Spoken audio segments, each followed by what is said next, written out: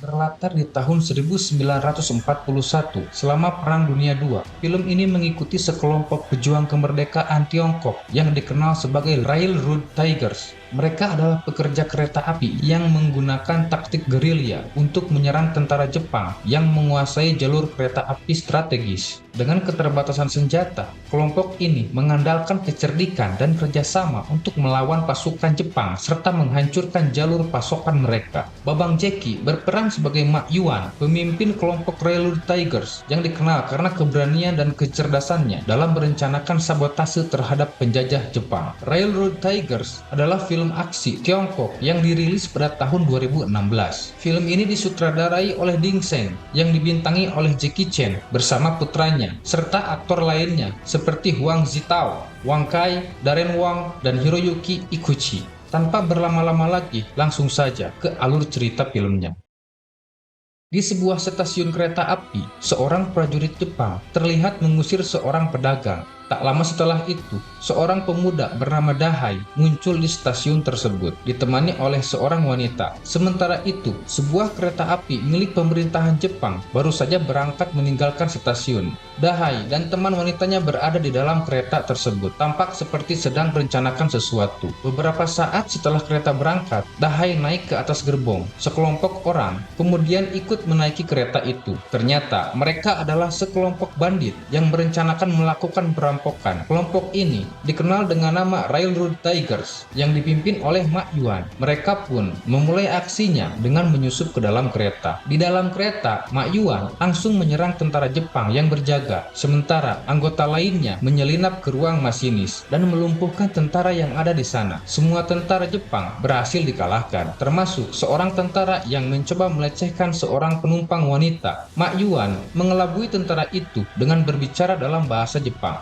Saat kereta memasuki terowongan, mereka langsung menghajarnya. Setelah itu, Mak Yuan meminta semua penumpang tetap diam dan menyuruh Dahai untuk melepas pakaian salah satu tentara yang telah mereka lumpuhkan. Mak Yuan kemudian menggambar sesuatu di tubuh tentara tersebut. Dalam aksi itu, mereka berhasil mengambil beberapa persediaan pangan milik tentara Jepang sebelum akhirnya melarikan diri. Adegan kemudian beralih kepada seorang kapten tentara Jepang yang bernama Yamaguchi yang sedang melatih pasukannya. Tak lama kemudian, ia menerima telepon dari kepala stasiun yang melaporkan adanya aksi perampokan di dalam kereta. Yamaguchi segera bergegas menuju tempat kejadian perkara atau TKP untuk melakukan penyelidikan. Sementara itu, di stasiun, wakil kepala stasiun tampak khawatir mendengar kabar tersebut. Tak lama kemudian, Mak Yuan dan kelompoknya kembali ke stasiun untuk melanjutkan pekerjaan mereka. Di saat yang sama, seorang tentara Jepang menghentikan seorang wanita bernama Bibikin, seorang pedagang makanan. Bibikin segera menghampiri Mak Yuan dan kelompoknya. Tidak lama kemudian, tentara Jepang datang bersamaan dengan kedatangan kereta yang telah dirampok sebelumnya. Kapten Yamaguchi dan pasukannya langsung memeriksa kereta dan memarahi kepala stasiun atas kejadian tersebut. Yamaguchi serta asistennya kemudian masuk ke dalam kereta untuk melakukan penyelidikan lebih lanjut. Mereka mencurigai Dahai dan mulai menginterogasinya, yang menyebabkan sedikit kesalahpahaman di antara mereka. Selain itu, seorang pria yang gerak-geriknya mencurigakan turut dibawa oleh Yamaguchi. Selanjutnya, Yamaguchi menginterogasi para tentara yang diserang oleh Mak Yuan dan kelompoknya. Ia kemudian mendatangi kelompok Mak Yuan karena merasa curiga terhadap mereka. Mak Yuan mencoba menghampiri Yamaguchi dan bertanya tentang kesalahannya. Namun,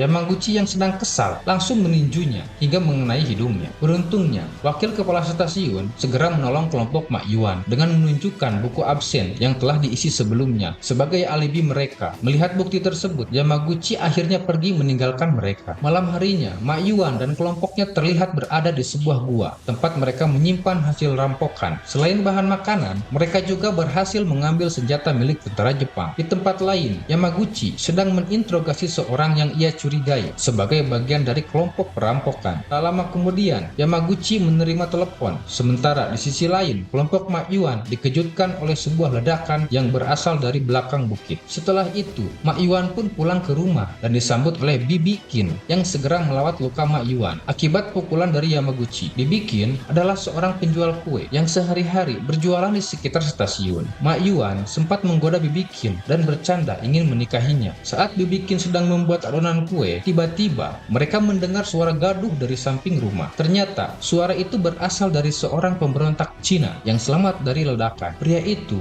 bernama Daguo. Saat mereka mendengarkan cerita Daguo, para tentara Jepang tiba-tiba datang. Mak Yuan segera menyuruh Daguo bersembunyi di bawah kompor. Ketika tentara Jepang hendak menerobos masuk, Mak Yuan dengan sigap membuka pintu, menyebabkan salah satu tentara terjatuh. Yamaguchi kemudian masuk ke dalam dan mulai memeriksa rumah mereka, memeriksa setiap sudut dengan teliti. Bibi Qin berusaha menjelaskan kepada Yamaguchi bahwa orang yang mereka cari telah pergi. Namun, Yamaguchi menemukan bercak darah. Mak Yuan segera berdalih bahwa itu adalah darahnya sendiri akibat serangan Yamaguchi pagi tadi. Namun, Yamaguchi tidak mudah percaya. Ia kemudian memeriksa kompor tempat Daguo bersembunyi. Tanpa sengaja, Daguo terkena percikan api yang jatuh. Tetapi, sebelum kecurigaan semakin membesar, seorang tentara melaporkan bahwa ada orang mencurigakan di luar. Mendengar laporan itu, Yamaguchi segera pergi. Setelah keadaan aman, Mak Yuan bergegas mengeluarkan Dahai dari persembunyiannya. Diketahui bahwa Dahai tengah melarikan diri dari kejaran pasukan Jepang setelah melakukan aksi pemberontakan di jembatan. Mak Yuan menceritakan kejadian ini kepada teman-temannya. Di sebuah kedai, mereka bertemu dengan Fan Chuan, seorang mantan pasukan pemberontak Cina yang telah pensiun. Fan Chuan memilih berhenti berperang karena merasa tidak mampu melawan penjajah dan kini mengelola kedai yang mereka datangi. Terjadi perselisihan antara kelompok Mak Yuan dan Fan Chuan. Namun, Mak Yuan berusaha melerai dan memutuskan untuk pergi. Keesokan harinya, Mak Yuan sedang bekerja sebagai kuli panggul. Ia dipanggil oleh wakil kepala stasiun. Wakil kepala memperingatkannya agar tidak lagi menimbulkan masalah. Saat itu juga, Mak Yuan melihat Yamaguchi tengah menyambut atasannya yang dikirim untuk membantunya menjaga jembatan dari serangan pasukan pemberontak Cina. Setelah itu, Mak Yuan dan rekan-rekannya membawa Daguo ke sebuah gua persembunyian untuk dirawat. Namun, Daguo bersikeras ingin pergi, mengaku sudah pulih. Nyatanya, lukanya masih parah. Ia kemudian menangis dan beralasan ingin berhenti berperang serta pulang menemui ibunya. Mendengar hal itu, Mak Yuan dan yang lainnya menyetujuinya dan bersiap mengantarkan Daguo pulang. Mereka berencana membawa Daguo menggunakan kereta yang melintas. Namun,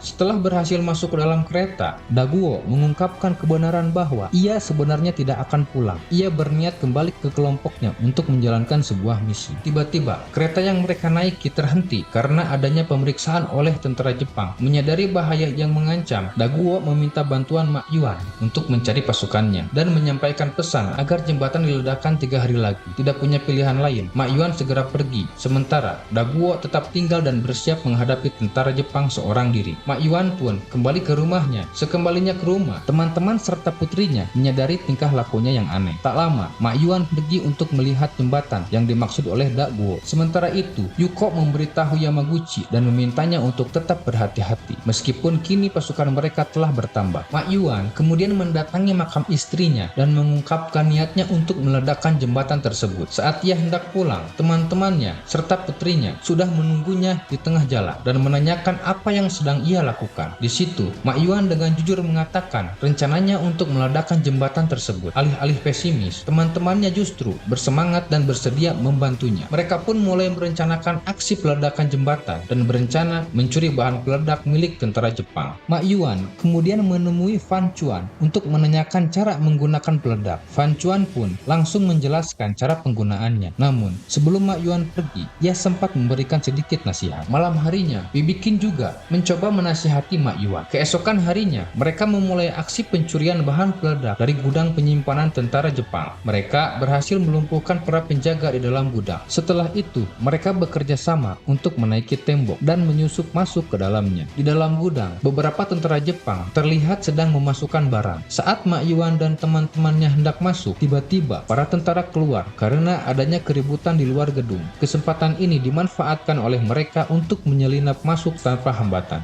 Mereka berhasil mengambil beberapa bahan peledak, sementara 2 kelompok berjaga di luar gedung. Namun sialnya, seorang tentara Jepang tiba-tiba datang. Mereka pun langsung berusaha melumpuhkannya. Saat Mak Yuan hendak mengambil lebih banyak bahan peledak, tentara lain datang, sehingga mereka mereka terpaksa melarikan diri. Meskipun berhasil selamat, mereka hanya membawa satu bahan peledak. Para penjaga yang mengetahui pencurian itu segera mengejar kelompok Mak Yuan yang melarikan diri dengan menggunakan kereta. Aksi kejar-kejaran pun terjadi. Mak Yuan dan teman-temannya berusaha menghalau tentara Jepang dengan melemparkan barang-barang di atas kereta. Beberapa tentara berhasil dilumpuhkan. Sementara itu, Mak Yuan harus bertarung melawan seorang tentara yang berhasil naik ke atas kereta. Di tengah pertarungan, seorang tentara Jepang tiba-tiba melompat menggunakan motor, tetapi Mak Yuan berhasil membuatnya terjatuh. Singkat cerita, mereka akhirnya berhasil lolos. Namun, saat sedang berjalan, sekelompok tentara Jepang kembali muncul. Saat mereka sedang menginterogasi seseorang, salah satu anggota kelompok secara tidak sengaja menyulut peledak yang mereka bawa. Akibatnya, satu-satunya peledak yang mereka miliki meledak di tempat itu. Di tempat lain, wakil kepala stasiun sedang berbincang. Tiba-tiba, Yuko datang dan memarahi kepala stasiun. Sementara itu, Mak Yuan dan teman-temannya kembali berdiskusi mengenai rencana peledakan jembatan. Namun, terjadi perdebatan di antara mereka karena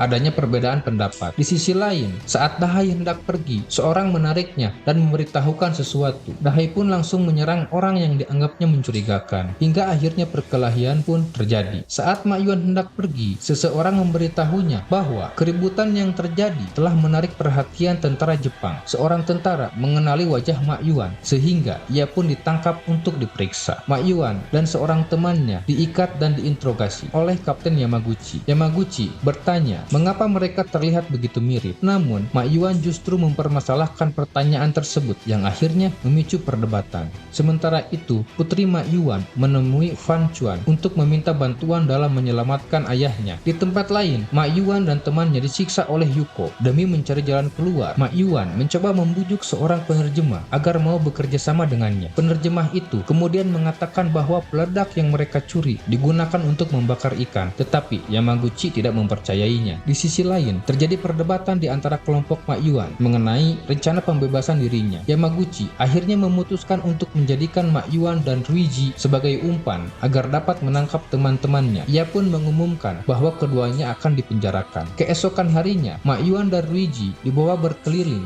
untuk memancing keberadaan rekan-rekan mereka. Dari ruangannya, wakil kapten stasiun menyaksikan hal tersebut. Pada saat itu, putri Mak Yuan dan Bibi Qin meminta izin untuk memberikan roti terakhir bagi Mak Yuan. Sebelum Mak Yuan dibawa pergi, Bibi Qin mendekatinya dan menjelaskan kepada asisten Yamaguchi tentang roti yang ia bawa. Namun, Yamaguchi justru mengambil roti tersebut dan memakannya dengan lahap. Sementara itu, seorang anggota kelompok Mak Yuan melumpuhkan masinis, sementara yang lain berusaha melepaskan ikatan di tangan Mak Yuan. Di sisi lain, Yamaguchi memerintahkan anak buahnya untuk selalu bersiap. Tak lama kemudian, ia tiba-tiba mengantuk dan tertidur. Saat itulah, teman-teman Mak Yuan mulai menjalankan rencana mereka dan membuka gerbong kereta. Para tentara Jepang tidak bisa melawan karena Kapten Yamaguchi tertidur. Wakil kapten segera memerintahkan Mak Yuan ditembak, tetapi Fan Chuan datang tepat waktu dan menembak para tentara tersebut terlebih dahulu. Mereka pun segera menarik sel tahanan Mak Yuan dengan rantai hingga akhirnya ia berhasil keluar. Setelah itu, mereka semua berkumpul di tepi danau untuk bersembunyi, termasuk Fan Chuan yang akhirnya bergabung dengan mereka. Di sisi lain, Yuko menyadari bahwa wakil kepala stasiun telah lama bekerja sama dengan Mak Yuan. Ia pun menangkap dan menginterogasinya. Sementara itu, Mak Yuan dan Fan Chuan dan teman-temannya terlihat sedang berbincang bersama. Saat Yuko menginterogasi wakil kepala stasiun, Yamaguchi datang dengan tingkah anehnya. Hal ini tanpa sengaja mengungkap lokasi persembunyian Mak Yuan. Di tempat persembunyian Mak Yuan, mereka terlihat sedang bernyanyi. Namun, terjadi perdebatan karena nada musik yang dimainkan terlalu tinggi. Tanpa mereka sadari, tentara Jepang telah berada di sekitar mereka. Para tentara Jepang akhirnya tiba di tepian danau untuk menangkap mereka. Mak Yuan dan kelompoknya berusaha melarikan diri dengan mengenakan pakaian tentara Jepang. Mereka kemudian menaiki perahu dan mencoba mengelabui para tentara yang melihat mereka. Setelah berhasil kabur, Mak Yuan dan kelompoknya memutuskan pergi ke goa, tempat persembunyian mereka. Sesampainya di sana, mereka mendapati putri dari wakil kepala stasiun sebelumnya telah menunggu untuk menyampaikan sebuah pesan penting. Dalam pesan tersebut disebutkan bahwa ada sebuah kereta yang mengangkut bahan peledak dan akan melintasi jembatan yang akan mereka hancurkan keesokan harinya. Sementara itu, Yamaguchi yang marah tiba-tiba menembak seseorang karena frustasi. Mak Yuan kemudian memperingatkan kelompoknya bahwa dalam aksi mereka besok ada kemungkinan besar mereka semua bisa tewas. Namun,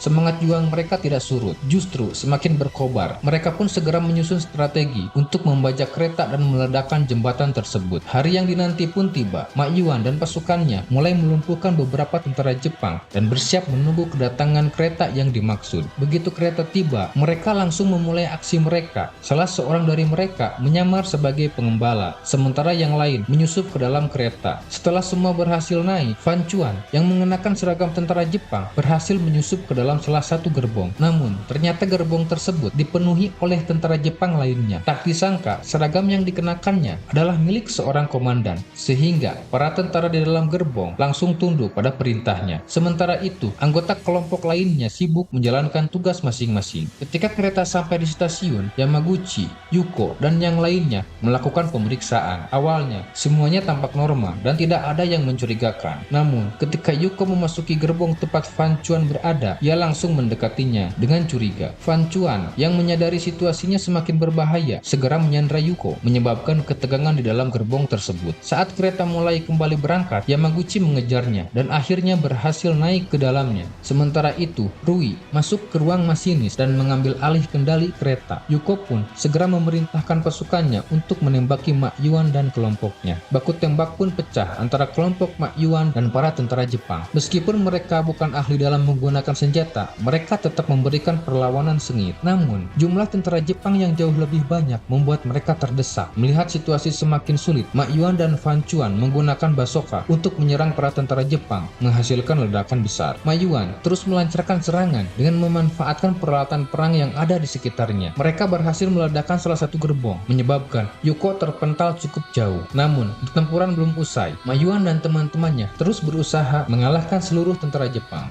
Di saat Yamaguchi mulai terdesak, ia menaiki sebuah tank yang ada di dalam kereta. Sementara itu, Ma Yuan berusaha melepaskan salah satu gerbong yang penuh dengan tentara Jepang. Namun, Yamaguchi masih bertahan di sana, dan kali ini ia harus berhadapan dengan Fan Chuan dalam duel senjata menggunakan tank. Setelah pertarungan sengit, Fan Chuan berhasil menjatuhkan tank yang dikendarai Yamaguchi dari kereta. Di gerbong lain, Yuko masih terlihat selamat, sementara beberapa anggota Ma Yuan memeriksa keadaan sekitar. Yuko kemudian menuju ruang masinis dan langsung menyerang Rui yang ada di sana. Namun, Rui masih mampu bangkit dan segera mendorong Yuko. Sementara itu, Yamaguchi terus mengejar dan menembaki kereta tanpa henti. Tak mau tinggal diam, Fan Chuan membalas serangan dengan menembakkan sebuah rudal. Rui mulai mengoperasikan kereta, sementara yang lain berhasil menemukan bahan peledak. Namun, tiba-tiba seorang tentara menyandra mereka, membuat salah satu anggota terlempar keluar. Tentara lain mencoba menyandra anak Ma Yuan, tetapi Dahai segera bertindak untuk menyelamatkannya. Pada saat yang bersamaan, Yuko kembali memasuki ruang masinis dan pertarungan sengit pun kembali terjadi antara dirinya dan Rui. Anak perempuan Ma Yuan berhasil diselamatkan, sementara Rui akhirnya berhasil melumpuhkan Yuko. Namun, mereka semua justru terpental keluar dari kereta. Kereta semakin mendekati jembatan, dan Ma Yuan menyuruh anaknya segera pergi. Setelah memastikan semuanya siap, Ma Yuan pun melempar anaknya keluar. Karena tidak ada yang mengendalikan, kereta itu sempat terhenti sesaat sebelum mencapai jembatan. Tentara Jepang yang berjaga langsung melepaskan tembakan, dan baku tembak pun kembali terjadi. Satu persatu, tentara Jepang berhasil dilumpuhkan. Tetapi, tiba-tiba tank milik Yamaguchi muncul dan langsung menyerang. Ma Yuan dan kelompoknya semakin terpojok. Mereka hanya bisa bertahan sambil menunggu kesempatan melawan balik. Sementara itu, Rui yang sempat terlempar keluar mencoba membajak kereta lain. Saat Yamaguchi hampir mengepung kelompok Ma Yuan, Rui berhasil mendapatkan kereta dan segera melaju ke arah mereka. Namun, Yuko ternyata masih selamat dan terus berusaha menghentikannya. Anak Ma Yuan dan temannya berhasil memindahkan jalur kereta. Sementara, tentara Jepang lainnya terus mencari keberadaan Ma Yuan dan kelompoknya. Rui berhasil mengecoh Yuko dan melompat dari kereta. Kereta tersebut terus melaju dengan cepat menuju kereta yang sebelumnya terhenti, hingga akhirnya tabrakan besar tak terhindarkan. Akibat benturan itu, semua tentara Jepang terlempar dan situasi menjadi kacau. Kereta terus melaju hingga mencapai tengah jembatan. Tentara Jepang yang berada di sekitar lokasi langsung berlarian menjauh, sementara Yamaguchi terjatuh ke bawah. Setelah kereta berhenti, Ma Yuan segera bergegas mengambil bahan peledak. Namun, mereka masih harus menghadapi tentara Jepang yang tersisa dan bertarung mati-matian. Ma Yuan akhirnya berhadapan langsung dengan Yamaguchi yang berusaha mencegahnya meledakkan jembatan. Pertarungan sengit terjadi hingga Ma Yuan tertembak saat melempar peledak. Sayangnya, lemparannya meleset dan mereka semua pun terkepung. Yamaguchi kemudian menyiksa Ma Yuan dengan kejam, menembaknya beberapa kali. Ketika situasi semakin genting, para pemberontak Tiongkok tiba-tiba datang dan langsung menyerang tentara Jepang. Sementara Sementara itu, Yamaguchi masih terus menyiksa Mak Yuan, tetapi Daguo berhasil menembaknya. Melihat kesempatan, Mak Yuan segera melompat dan memasang peledak di tiang jembatan. Setelah memastikan semuanya siap, Mak Yuan menyalakan peledak menggunakan pipa rokok milik ayahnya. Ledakan besar pun terjadi, menghancurkan jembatan sepenuhnya. Akibatnya, seluruh anggota Mak Yuan gugur dalam misi tersebut. Tetapi, mereka berhasil mencapai tujuan utama mereka, yaitu menghancurkan jembatan tersebut. Dan dengan itu, film pun selesai.